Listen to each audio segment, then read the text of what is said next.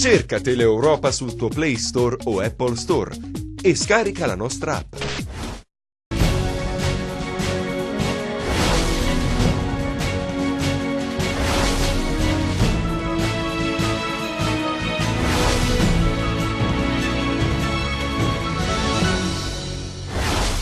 Di 2 morti e 3 feriti il bilancio di 2 sparatorie avvenute nel pomeriggio nel Vibonese. Un uomo braccato dai carabinieri e armato di fucile prima sarebbe entrato in un bar di Limbadi ed esploso alcuni colpi ferendo 3 persone e poi avrebbe ucciso un uomo e una donna a Nicotera. Partita da Pizzo la 7ª tappa del Giro d'Italia, 159 km che hanno portato i corridori a Praia a Mare, tappa per velocisti e grande festa rosa sul Tirreno. Non mi sono dimesso per responsabilità, la decisione avrebbe comportato lo scioglimento del Consiglio, così il governatore nell'assise regionale sollecitato da Carlo Guccione sull'avviso di garanzia ricevuto per abuso d'ufficio. Alla Mezzia Terme il laboratorio di idee, esperimento di innovazione che coinvolge i cittadini con l'obiettivo di evitare il declino socio-economico della Calabria. Neuropsichiatria infantile, situazione drammatica sulla fascia ionica, mancano specialisti, disagi e problemi denunciati nel corso di un'iniziativa a Cosenza. L'ospedale della Piana si farà, le rassicurazioni del governatore Oliverio, una struttura attesa da oltre 10 anni. Si arricchisce della presenza di un cantastorie che alliterà la visita al museo virtuale Consensia Itinera a Villa Rendano, a fine percorso la degustazione di prodotti tipici del territorio. Buonasera dalla redazione di Teleeuropa Network e ben ritrovati a questa nuova edizione in diretta del nostro telegiornale. Partiamo con la cronaca perché c'è ancora sangue nel Vibonese, di 2 morti e 3 feriti, il bilancio di 2 sparatorie avvenute questo pomeriggio proprio nel Vibonese. Un uomo braccato poi dai carabinieri armato di fucile, prima sarebbe entrato in un bar di Limbadi ed esploso alcuni colpi ferendo 3 persone, poi avrebbe ucciso un uomo e una donna a Nicotera. Il servizio, vediamo. Un terribile, drammatico pomeriggio di follia omicida ha sconquassato il Vibonese. Tutto si è consumato in poche ore tra Limbadi e Nicotera, tra le 15 e le 19. Alla fine il bilancio è di 2 morti, 3 feriti e l'omicida preso dai carabinieri, mettendo subito fine alla sua folle fuga. Ma proviamo a ricostruire questo pomeriggio da Far West. Tutto comincia tra le 15 e le 16, quando un uomo si dirige verso Limbadi. Qui avrebbe chiesto indicazioni su dove fosse il bar Ninos, ubicato nella piazza centrale del paese. Avrebbe tirato fuori dall'auto un fucile, probabilmente da caccia, sparando all'ingresso del locale, per poi entrare e raggiungere una saletta nella quale alcuni uomini erano intenti a giocare a carte e ne colpisce 3, Pantaleone D'Agostino, Francesco Di Mundo e Pantaleone Timpano. Ancora prima di questo agguato si era accanito, sempre a colpi d'arma da fuoco, sull'auto del fratello di uno dei 3 feriti al bar di Limbadi. A questo punto si sposta a bordo di una Fiat Panda su Nicotera, dove si consuma il dramma. Arriva a casa di Michele Valarioti, ex operaio di 67 anni, da tempo alle prese con un cancro ed ancora in chemioterapia. Qui, una volta fattosi aprire, butta a terra la moglie e colpisce mortalmente l'uomo, che si accascia senza vita sul balcone di casa. Evidentemente non pago, raggiunge l'abitazione di Giuseppina Mollese, di 80 anni. Le sue condizioni appaiono gravissime, colpita con un proiettile ad un polmone. Soccorsa, viene trasferita in codice rosso all'ospedale di Catanzaro, dove muore in sala operatoria. Secondo le prime indiscrezioni, la donna, diversi anni addietro, perse il figlio Ignazio Gaglianò, ucciso a colpi d'arma da fuoco. A questo punto l'omicida si dà alla fuga e parte una serrata caccia all'uomo che i militari dell'Arma attuano con un ampio spiegamento di forze. L'omicida, sentendosi braccato, lascia l'auto nella frazione di Caroni e si lancia nelle campagne del Nicoterese, cercando di nascondersi dagli elicotteri che sorvolano la zona anche a bassa quota. Ma la fuga dura ancora poco, perché nelle campagne della frazione Badia i carabinieri riescono a bloccarlo, dando un nome al protagonista di questo folle pomeriggio di sangue. Si tratta di Francesco Olivieri, 32 anni, di Nicotera. Lasciamo per il momento la cronaca, parliamo del Giro d'Italia perché la carovana rosa è arrivata in Calabria. Bennett ha vinto la 7ª tappa in volata a Praia a Mare. Sentiamo. L'irlandese Sam Bennett, il vincitore della 7ª tappa del 101° Giro d'Italia, nel giorno della festa tinta di rosa che ha attraversato la Calabria da Pizzo a Praia a Mare, 159 km, senza gran premi della montagna, ma con 2 traguardi volanti collocati a Guardia Piemontese e a Santa Maria del Cedro. Unica asperità, la leggera e lunga salita nei pressi di Scalea, una tappa per velocisti. Bennett ha battuto sul traguardo Elia Viviani, forse partito troppo presto nella volata e che si è dovuto accontentare del secondo posto. Tanti italiani al traguardo, ben 4 nelle prime 6 posizioni. Come al solito la Calabria ha risposto con grande entusiasmo sul percorso ad Amantea, Fuscaldo e Cetraro, località attraversate dai corridori. Bellissime le cartoline che ha regalato il Giro d'Italia, mostrando al mondo scorci della nostra terra, e poi tantissimo entusiasmo all'arrivo a Praia, che ha accolto con calore d'affetto la carovana rosa. Fin qui l'arrivo a Praia a Mare, ma la tappa è partita da Pizzo Calabro, 159, lo dicevamo, i chilometri che hanno portato i corridori poi a Praia a Mare, una tappa per velocisti e una grande festa rosa, soprattutto alla partenza. Vediamo. Un clima estivo che ha convinto anche qualche turista a provare un tuffo in mare, una partecipazione straordinaria nei numeri e travolgente nell'entusiasmo. Così Pizzo ha colto il Giro d'Italia dando il via alla 7ª tappa. All'ombra del castello Murat è stata la Marina di Pizzo a fare da scenario alla partenza data da Gianluca Callipo, sindaco soddisfatto che il suo giro lo ha certamente vinto grazie a questa giornata di festa che ha lanciato la sua città nell'agone nazionale. Non ci poteva essere posto migliore della Marina di Pizzo, illuminata da questo bel sole, col mare cristallino, lo sfondo del castello Murat, il nostro centro storico, ad accogliere i ciclisti del Giro d'Italia. Partiranno da qui e per noi è un momento di orgoglio, chiaramente è un momento di importanza sportiva ma anche mediatica, di promozione territoriale per Pizzo, per il Vibonese e per la Calabria. Organizzazione che sta funzionando a meraviglia, tanta gente che sta arrivando. Sì, non mi aspettavo così tanta gente, perché è vero il richiamo è forte, però è anche vero che con le strade chiuse era difficile riuscire ad arrivare qui.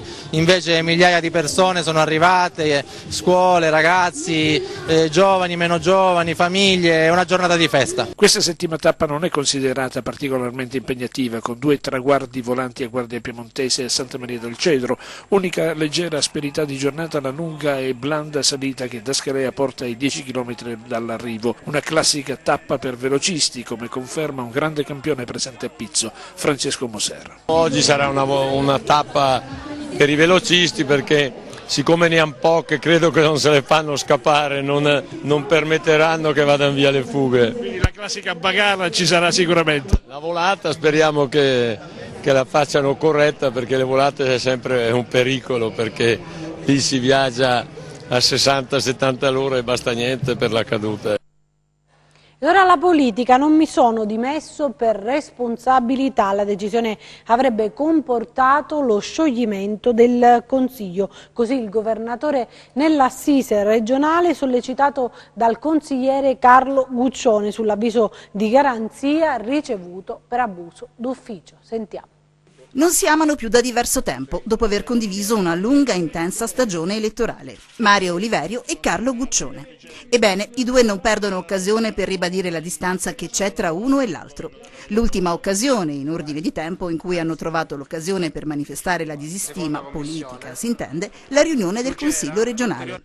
Guardate e ascoltate l'affondo velenoso e di Guccione. In merito alla questione che in questi giorni hanno visto il Presidente della Regione raggiunto da un avviso di garanzia, quali sono le sue determinazioni di informare l'Aula, perché noi non possiamo far finta di nulla, siamo a qualche giorno da questo evento. Io credo che sia giusto che l'Aula venga messa nelle condizioni di sapere, rispetto a quello che è accaduto, quali sono le determinazioni del Presidente della Giunta regionale. La replica del Presidente è pungente. Mi si contesta un abuso d'ufficio. Mi preoccuperò di chiedere il carteggio per verificare appunto per verificare da cosa appunto si evince questa mia eventuale intervento per sollecitare un distacco e valutare la situazione.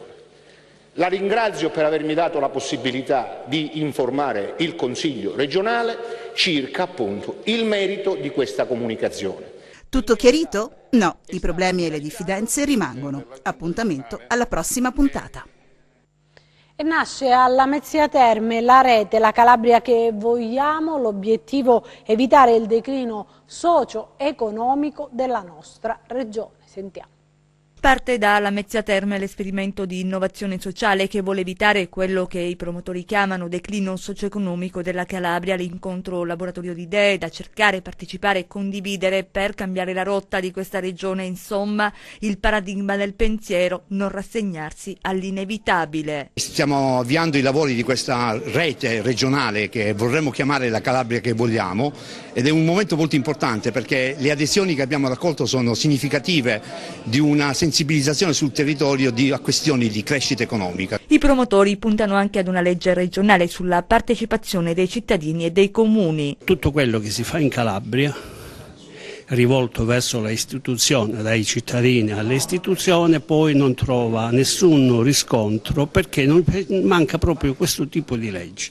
Una legge che dia il diritto ai cittadini e alle amministrazioni locali di presentare proposte e su queste proposte di avere una risposta. Perché è necessaria la mobilitazione, che già chiamano rete? Dal 1950 ad oggi sono stati investiti, assegnati alla Calabria qualcosa come 150.000 miliardi di vecchie lire, di cui una parte è stata dispersa, è stata utilizzata male, con clientelismo sfrenato e localismi ancora peggiori.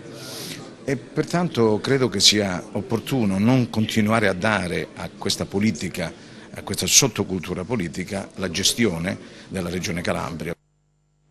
Parliamo adesso di sanità, in particolare di neuropsichiatria infantile, perché mancano gli specialisti, gravi sono i disagi per le famiglie. Del problema si è discusso oggi a Cosenza, alla presenza del deputato del Movimento 5 Stelle Francesco Sapia, componente della Commissione Sanità. Sentiamo. Sono molti i problemi causati dalla mancanza di specialisti in neuropsichiatria infantile. C'è un'intera fascia calabrese dove le famiglie non hanno la possibilità di sottoporre a visita neuropsichiatrica i propri bambini.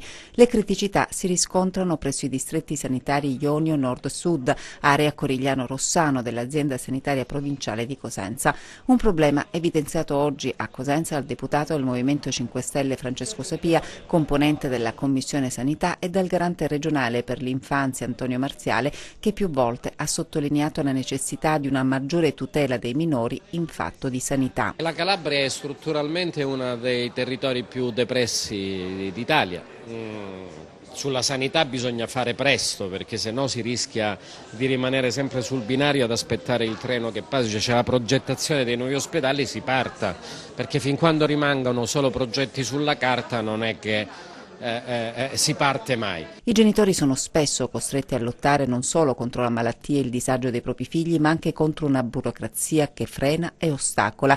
Ai minori sono accordate particolari forme di tutela, ma le leggi spesso, troppo spesso, vengono disattese. Abbiamo un'intera fascia ionica abbandonata, mancano medici che fanno la prevenzione, fanno la diagnosi, fanno la cura, fanno anche il protocollo sanitario, mancano medici che fanno anche la parte burocratica che serve poi alle famiglie per portare alla scuola. Si lascia in preda al disagio famiglie che hanno già la difficoltà e il disagio di combattere con la malattia dei propri figli.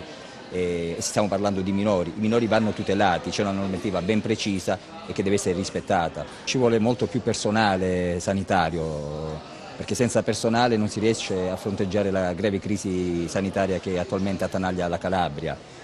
Ci vogliono anche molte risorse in più. La nostra proposta è quella che prevediamo una ripartizione del fondo sanitario regionale. Alla Calabria mancano molti soldi per la cura dei malati cronici, con più soldi e con più personale si riesce a fronteggiare l'emergenza della sanità in Calabria. Ancora la sanità, perché l'equipe di cardiologia e interventistica dell'ospedale Annunziata di Cosenza ha impiegato per la prima volta il nuovo sistema di supporto alla circolazione cardiaca poco invasiva e dalle elevate prestazioni. Si tratta, si legge proprio in una nota dell'azienda ospedaliera, di una micropompa. Il sistema Impella ha consentito di eseguire un'angioplastica coronarica. Il paziente, un cinquantenne non operabile chirurgicamente, è stato dimesso dopo 6 giorni. Adesso parliamo dell'ospedale della Piana, che si farà, la rassicurazione è del governatore Oliverio, una struttura attesa da oltre 10 anni. Vediamo. Si sa che in Calabria, quando si parla di sanità, la soglia dell'attenzione della gente cresce, soprattutto se il tema di discussione è il nuovo ospedale della Piana che dovrebbe sorgere a Palmi. Ieri pomeriggio è arrivato il presidente della giunta regionale Mario Oliverio, accompagnato dall'ingegnere Domenico Pallaria, responsabile del procedimento, e da Giacomino Brancati, direttore ASP di Reggio Calabria. Si sta lavorando, l'impegno è quello di presentare il progetto definitivo entro 2 mesi e di procedere poi con la progettazione esecutiva e l'inizio dei lavori. Questo è un investimento importante di oltre 150 milioni di euro, è uno dei grandi ospedali sui quali la Regione sta lavorando e la Regione non può rinunziare a questi investimenti. E la Piana di Gioia Tauro deve stare tranquilla nella nostra determinazione. La nostra determinazione non è venuta mai meno e non verrà mai meno, perché questa è un'opera di grande civiltà per garantire e tutelare la salute dei cittadini, non solo della Piana ma più complessivamente, perché si tratta di una infrastruttura moderna, avanzata, che dovrà contenere prestazioni sanitarie qualificate di eccellenza al servizio non solo delle popolazioni della Piana ma della provincia di Reggio Calabria e dell'intera regione. Adesso proseguiamo con la cronaca che ci porta a Catanzaro Lido, dove 2 cittadini extracomunitari risultano dispersi. Sentiamo. Momenti di tensione a Catanzaro Lido, dove nel pomeriggio i soccorsi sono intervenuti in spiaggia perché, secondo le prime ricostruzioni e le testimonianze di chi al momento si trovava nella zona, dei ragazzi di colore e di nazionalità gambiana stavano giocando a pallone in riva al mare. Poi la palla sarebbe finita in acqua, 2 di loro si sarebbero tuffati in mare per recuperarla, ma non avrebbero fatto ritorno. Uno dei compagni, che invece era rimasto sulla battigia, visto che i 2 amici tardavano a rientrare, avrebbe chiesto aiuto, accusando poi un malore. L'episodio è avvenuto intorno alle 17 nel quartiere Marinaro. Immediate le ricerche da parte di Guardia Costiera, Fiamme Gialle, Vigili del Fuoco, Carabinieri e personale del 118 immediatamente intervenuti sul posto. All'arrivo dei soccorsi in tanti sarebbero accorsi sul lungomare per cercare di capire cosa stava accadendo. Al momento i 2 cittadini extracomunitari risultano dispersi, ma le ricerche proseguono. Forse sono stati trascinati dalle correnti. Da Reggio Calabria è giunta la divisione dei sommozzatori per setacciare lo specchio d'acqua antistante. E poi ancora la cronaca, giocate abusive in provincia di Vibo Valentia. Le Fiamme Gialle hanno sequestrato un centro scommesse che raccoglieva le puntate per conto di bookmaker stranieri, aggirando le normative fiscali. Gianluca Pasqua, sentiamo. Gli scommettitori puntavano sui risultati delle partite in palinsesto. L'agenzia raccoglieva le somme scommesse girandole a bookmaker stranieri, privi di concessione e autorizzazione ad operare in Italia. Un canale privilegiato per gli liberatori internazionali che avevano trovato a Vibo Valentia un intermediario utile per la raccolta delle scommesse dei calabresi. Le giocate incassate e le eventuali vincite si muovevano attraverso appositi conti esteri in danno agli interessi erariali nazionali. Questo è il meccanismo scoperto dai finanzieri di Vibo Valentia nel corso delle attività mirate a reprimere i fenomeni dilaganti delle scommesse clandestine, del gioco d'azzardo e del gioco compulsivo. E proprio i bookmaker esteri sono da tempo nel mirino delle Fiamme Gialle, impegnate nel tentativo di contrasto agli illeciti di natura finanziaria e fiscale, spesso ottenuti attraverso l'infiltrazione delle organizzazioni criminali nel settore delle scommesse, ma anche per contribuire alla lotta alla ludopatia, tutelando la sicurezza dei giocatori e soprattutto dei minori. I militari, al termine dei controlli, hanno deferito alla Procura della Repubblica il titolare dell'impresa per il reato di esercizio abusivo di attività di gioco o di scommessa, comminandogli una sanzione amministrativa di 66.000 euro e sequestrando numerosi computer, monitor e stampanti utilizzati per l'esercizio dell'attività illecita. E durante il passaggio del Giro d'Italia all'ufficio postale di Diamante c'è stato un colpo messo a segno da 2 rapinatori. Stanno visionando le telecamere di sicurezza, ancora incerto il bottino preso dai rapinatori. Adesso vediamo le nostre brevi di cronaca. Esplosione a Crotone, nuovo sopralluogo degli inquirenti. Sul posto il procuratore Capoccia assieme a polizie e vigili del fuoco si cercano tracce utili a scoprire se lo scoppio che ha provocato la morte di 2 persone sia stato causato da una fuga di gas oppure da materiale esplodente. Chiesto l'ergastolo per Luigi Galizia, accusato di aver ucciso Edda Costabile e la figlia Ida Attanasio, rispettivamente mamma e sorella di Francesco Attanasio, trucidate a colpi di pistola il 30 ottobre del 2016 mentre si trovavano all'interno del cimitero di San Lorenzo del Vallo. Luigi Galizia è il fratello di Damiano, 31 anni, ucciso da Francesco Attanasio il 26 aprile del 2016. Galizia deve rispondere di duplice omicidio aggravato da furti di motivi, porto e detenzione illegale di arma.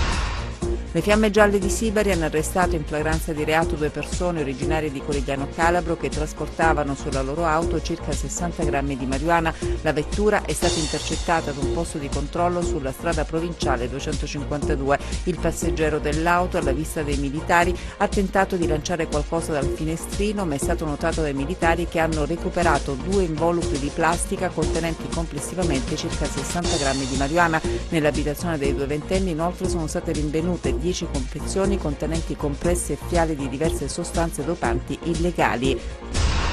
Sono stati beccati mentre tagliavano alberi di faggio, servendosi inoltre di alcuni mezzi agricoli e motoseghe utili per il disboscamento. 6 persone sono state denunciate dai carabinieri di Serra San Bruno che hanno operato insieme ai colleghi della Forestale di Vibo Valentia. Adesso ci spostiamo a Catanzaro, dove la CGIL ha presentato un progetto di formazione che mira a coinvolgere le giovani generazioni.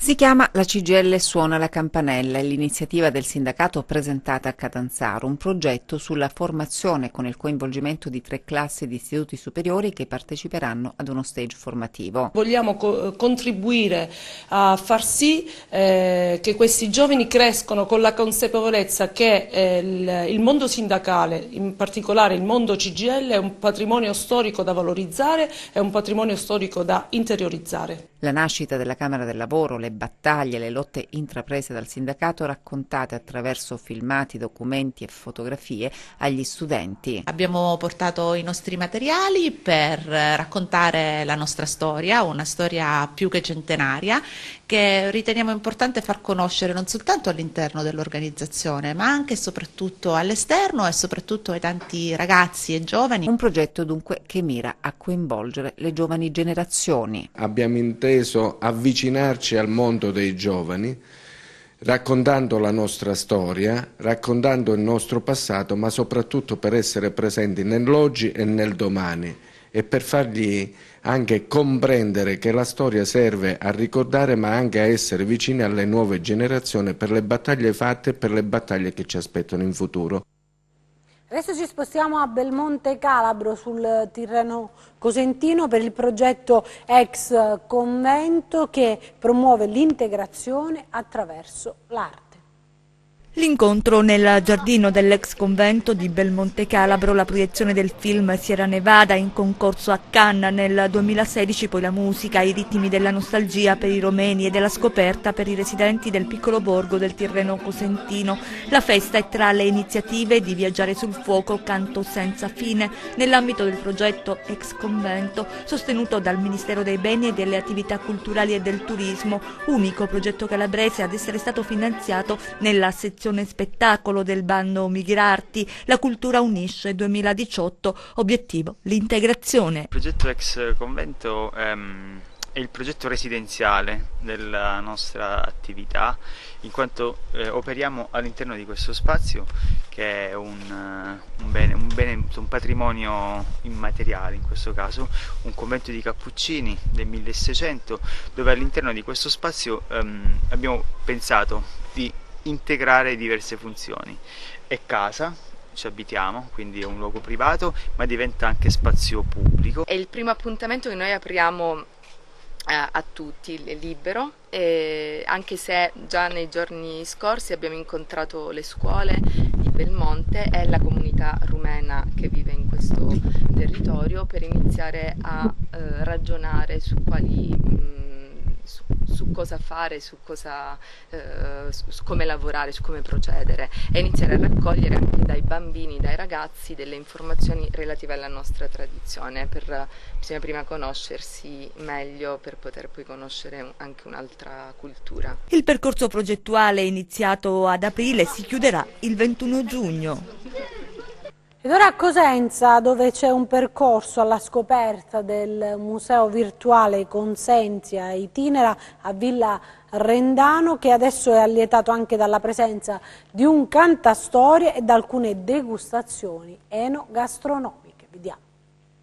Proprio dalle origini della nostra città do la buona visione a voi tramite il teatro. Cos'è l'universo se non i teatri e le scene nelle quali si rappresenta lo senno eterno, tanti gran giochi di rote sopra rote, e dunque quella stella che brilla lassù ci indicherà il cammino, il sentiero della Consenzia Itinera.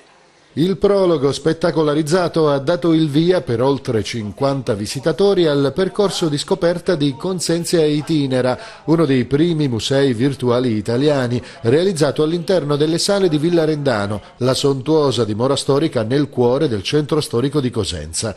Consenzia Itinera è un percorso multimediale nella storia e nell'identità della città dei Bruzzi, tra storytelling e tecnologia, che si snoda in 7 sale e proietta il visitatore in un viaggio innovativo ed emozionante tra storia, cultura, arte, tradizioni e racconti.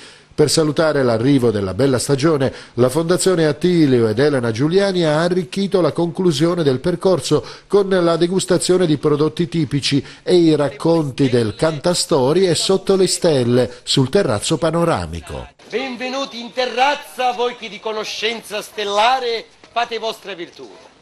E allora guardiamo l'orizzonte, iniziamo ad orientarci, a camminare nello spazio, cercando l'influsso della buona stella. E allora a questi viaggiatori invito ad alzare gli occhi verso il cielo ed aprire le pupille. Adesso vediamo le previsioni del tempo.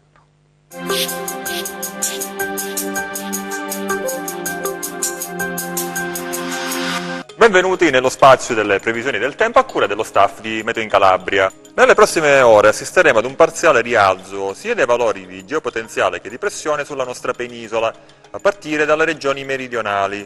Ma si tratta comunque di una tregua che durerà poche ore. Già all'inizio della prossima settimana sembra prospettarsi l'arrivo di una fase di maltempo più organizzata per l'affondo sul Mediterraneo di una goccia fredda di origine atlantica.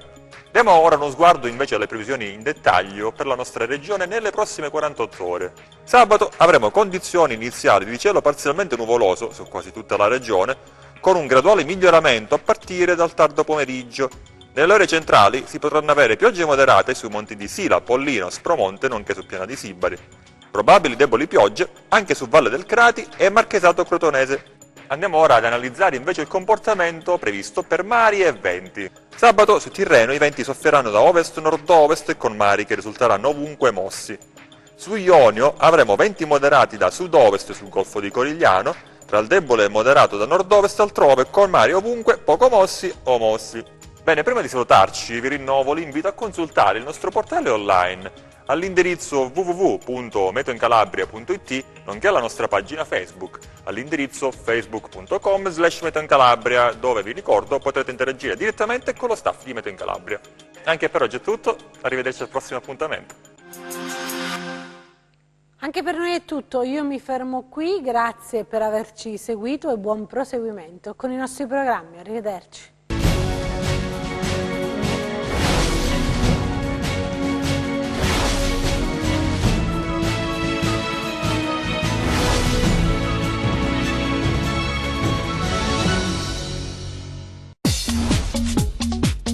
Cerca Teleeuropa sul tuo Play Store o Apple Store e scarica la nostra app.